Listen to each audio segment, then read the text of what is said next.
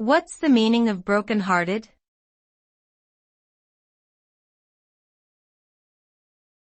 Broken-hearted.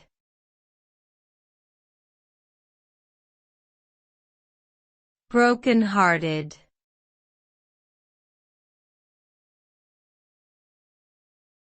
Broken-hearted.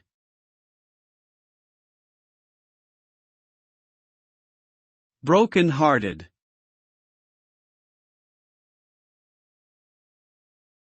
Broken-hearted is a term often used to describe the intense emotional pain and sadness that is felt after a deeply personal or intimate relationship ends unexpectedly.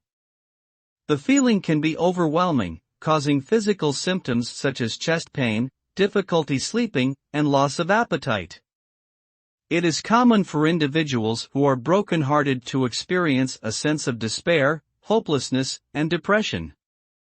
Although healing from a broken heart can be a long and difficult process, it is important to seek support from friends, family, or health professionals to help work through the pain and begin to move forward.